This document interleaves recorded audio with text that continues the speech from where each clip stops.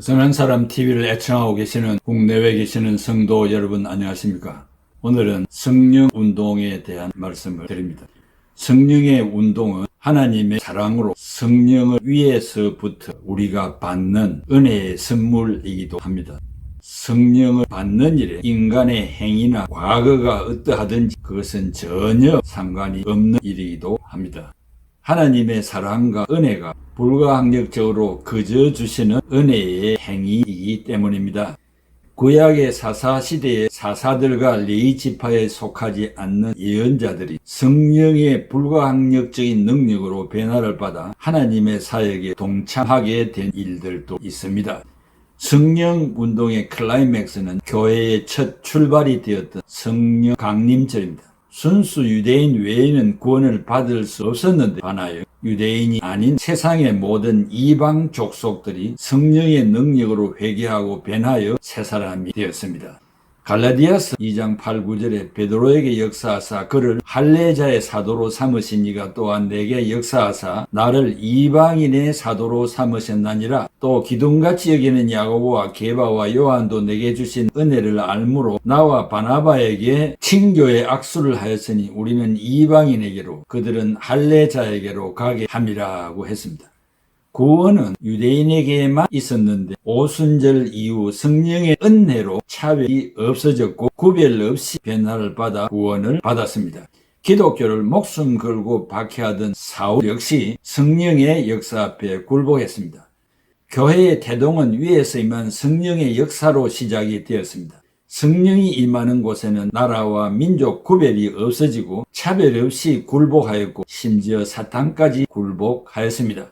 한국의 기독교 역사를 보아도 1903년 원산에서 시작된 성령운동이 한국 교회의 발전의 기초가 되었고 불교, 유교, 천도교 없이 각종 미신 종파가 다 복음화가 되었습니다. 이와 같이 성령운동은 위에서 내려오는 하향적이며 수직적인 운동이라면 영성운동은 상향적이며 수평적입니다.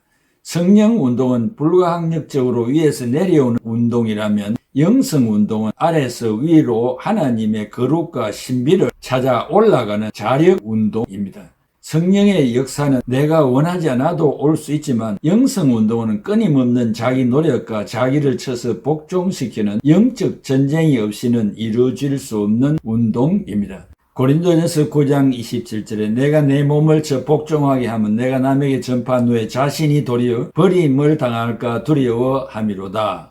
고린도전서 15장 31절에 형제들아 내가 그리스도 예수 우리 주 안에서 가진 바 너희에 대한 나의 자랑을 두고 단언하노니 나는 날마다 죽노라. 심령이 변하여 구원을 받는 것은 성령의 운동으로만 가능합니다.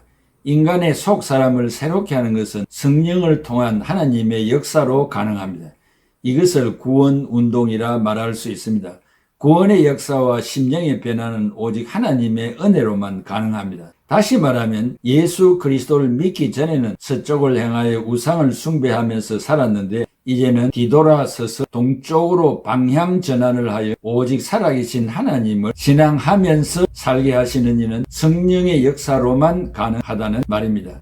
그러나 인간의 도덕적 습관과 품성의 개발은 성령의 역사만이 아니라 반복적 품성 훈련을 통하여 성취되는 것이 영성운동입니다. 잠언 22장 6절에 마땅히 행할 길을 아이에게 가르치라. 그리하면 늙어도 그것을 떠나지 아니하리라고 했습니다. 이 가르치라 트레인업은 훈련하라로 되어 있습니다. 훈련 없이 챔피언이 될 수 없듯이 신자도 말씀의 실천 훈련 없이 인정받는 신자가 될 수 없다는 것입니다. 그러므로 남녀노소 분별 없이 영성훈련, 품성훈련을 받아야 합니다. 베드로서 3장 11, 12절에 이 모든 것이 이렇게 풀어지리니 너희가 어떠한 사람이 되어야 마땅하냐 거룩한 행실과 경건함으로 하나님의 날이 임하기를 바라보고 간절히 사모하라. 그날에 하늘이 불에 타서 풀어지고 물질이 뜨거운 불에 녹아지려니와 했습니다. 베드로서 3장 13, 14절에 우리는 그의 약속대로 의가 있는 곳인 새 하늘과 새 땅을 바라보도다. 그러므로 사랑하는 자들아 너희가 이것을 바라보나니 주 앞에서 점도 없고 흠도 없이 평강 가운데서 나타나기를 힘쓰라고 했습니다. 그러나 인간이 도덕적 습관과 생활과 품성의 개발은 성령의 역사만이 아닌 후속적 영성훈련, 품성훈련을 필요로 합니다. 성령을 받으면 지혜로워지고 새 사람이 됩니다. 그러나 신앙적인 꾸준한 노력 없이는 지혜로울 수가 없고 고상하고 품격 있는 인격을 소유할 수가 없습니다.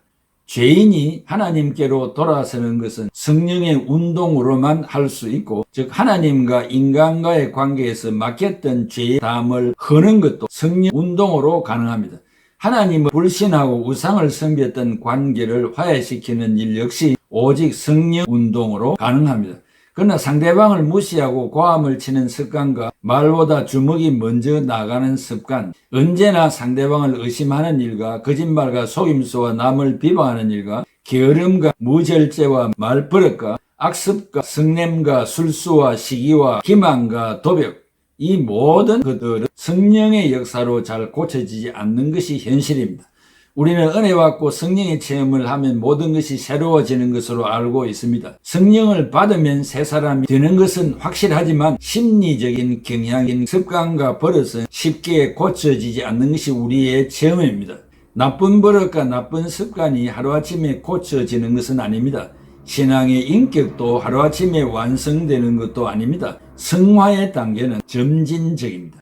결국 주 앞에 서는 날까지 조금씩 변화되어 주 앞에 서는 날 영화의 몸으로 완성될 것입니다.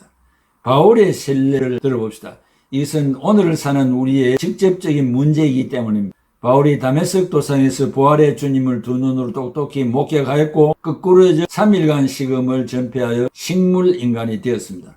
사도행전 9장 19절에 사흘 동안 보지 못하고 먹지도 마시지도 아니하니라 했습니다. 바울은 일순간에 변하여 새 사람이 된 것은 확실합니다.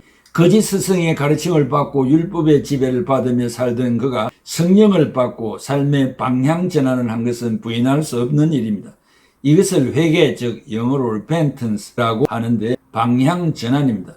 그러나 요한일서 1장 9절에 자백하다, 헬라말로 호몰로게오 confess는 다릅니다. 자백은 이미 목욕한 자가 외출을 하였다가 집에 돌아와서 손발을 씻는 것과 같습니다. 잘못을 뉘우치며 반복적인 실수를 인정하고 두 번 다시 하지 않겠다고 다짐하는 것입니다. 그러나 바울이 본성으로 살아온 악습, 철학적인 논리, 율법의 가르침을 쫓았던 두뇌의 작용 등은 성령의 역사로 단번에 고쳐질 수 없는 것입니다. 인간의 속성은 변했지만 단련된 인간의 풍습은 언제 폭발할지 모르는 것입니다. 바울도 새 사람이 된 심정으로 아라비아에 가서 영성훈련을 하여 자신을 쳐서 복종시키는 일에 성공하였던 것입니다. 바울은 과거에 있었던 비복음적인 습관들을 버릴 수 있게 되었고 특별히 구원이 율법을 지킴으로 받는 것이 아님을 재인식하여 세계를 세 바퀴나 돌면서 복음을 전하는 이방인 선교사가 되었습니다. 다메섹 도상에서 부활의 주님을 만나게 된 것은 성령의 역사요, 아라비아 사막에서 3년간 기도하면서 자신을 쳐서 복종시킨 것은 영성훈련, 품성훈련입니다.